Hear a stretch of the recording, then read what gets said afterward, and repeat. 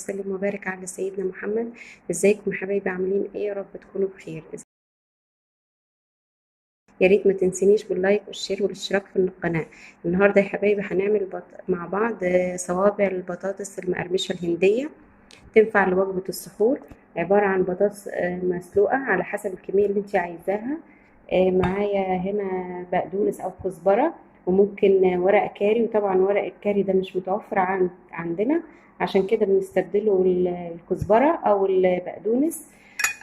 هنا 5 معالق دقيق سميد او دقيق البسبوسة، و5 معالق دقيق سميد او بسبوسة، زيهم 5 معالق مية.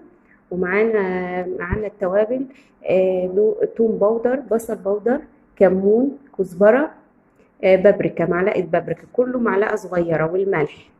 خليكم معانا عشان نبتدي. أول حاجة نهرس البطاطس ونعرف ونشوف مع بعض ازاي هنعمل صوابع البطاطس الهندية المقرمشة. حطينا الطاسة على النار، هنحط معلقة زيت، معلش نسيت ما نقول عليها. وزي ما قلنا هنحط 5 معالق مية، و5 معالق دقيق سميد أو دقيق البسبوسة. أهو 1 2 3 4 5. انا مثلا النهارده عملت بطاطس صغيره. لو انت عملتي 4 بطاطسات كبار يبقى ياخدوا كل بطاطسايه هتاخد معلقه واحده دقيق البسبوسه، ومعلقه كل بطاطسايه هتاخد معلقه ميه ومعلقه دقيق البسبوسه، وزي بعض يعني. معلقه واحده بطاطس هتاخد واحده معلقه ميه وواحده دقيق. حطينا الميه والزيت، هنحط الدقيق ونقلبه على النار لغاية ما يبقى عجينة.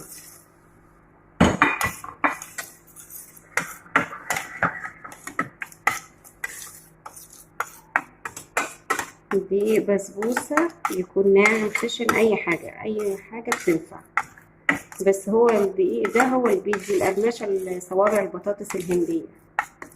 هنقلب لغاية ما يبقى عجينة.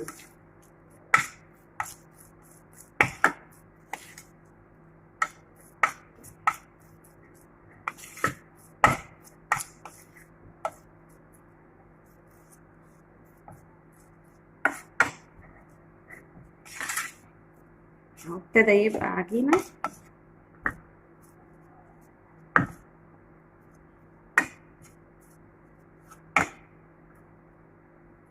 بعد كده ننزله من على النار وهنشوف هنعمل ايه. العجينة وعملنا البطاطس هرسناها.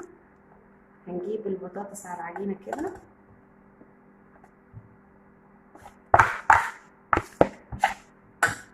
نحط الكزبرة. زي ما قلنا كزبرة عندك تمشي او بقدونس تمشي، اي حاجة.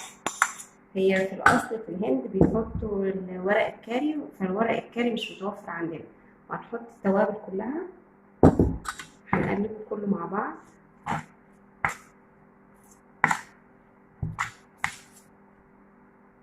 هنعجنه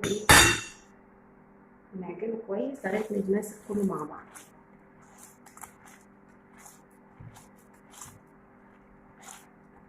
هتبقى زي العجينه.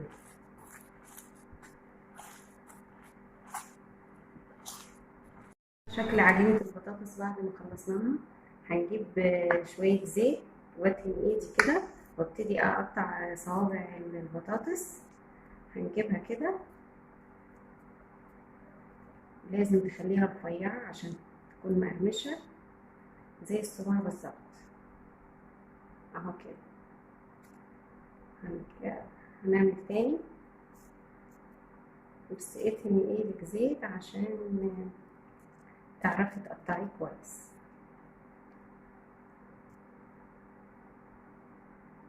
اهو كده.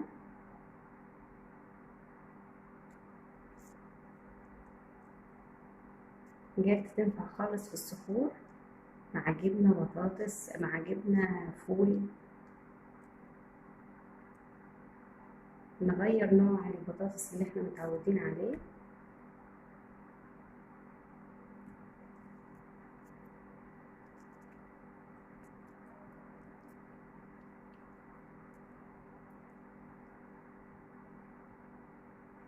اهو. هنكمل باقي الكمية ونرجع تاني. ودي شكل البطاطس بعد ما قطعناها. هنحطها حوالي ربع ساعة في الفريزر عشان تمسك نفسها، عشان ما تفكش اول ما نبتدي نقليها. بعد ربع ساعة كده نشوف هنعمل ايه. طبعا البطاطس بعد ما كملت ربع ساعة في الفريزر هنبتدي نقليها. هجيب شوية دقيق.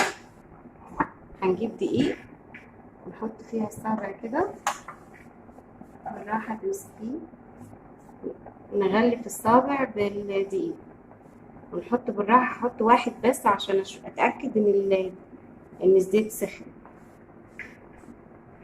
كده كويس. هنحط واحد تاني بس يا ريت ما نحطهمش جنب بعض عشان ما يلزقوش في بعض.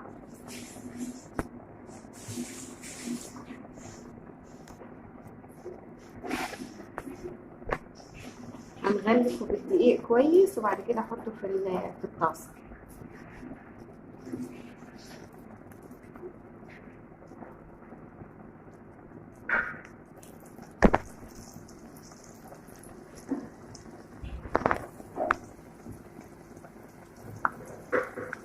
انتي وبتحركيه حركيه بالراحه.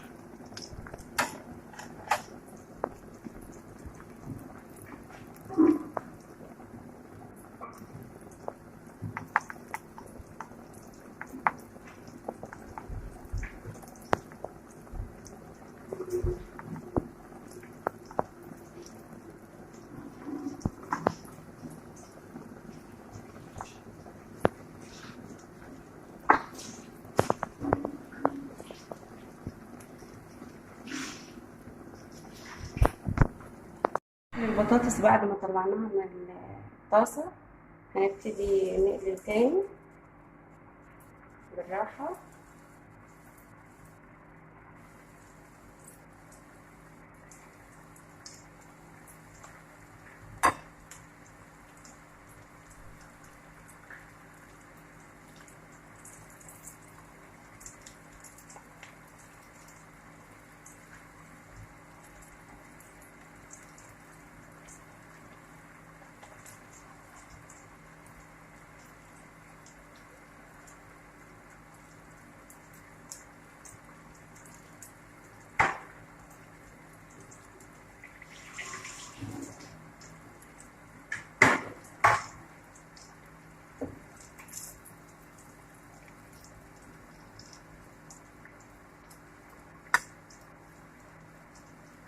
ودي شكل البطاطس يا حبايبي بعد ما قليناها. شكلها جميل وتحفة بجد، جربوها، جميلة جدا ومقرمشة خالص وتنفع للسحور، وفي غير رمضان ممكن تنفع للفطار او ممكن اخدها الولاد سندوتشات للمدرسة.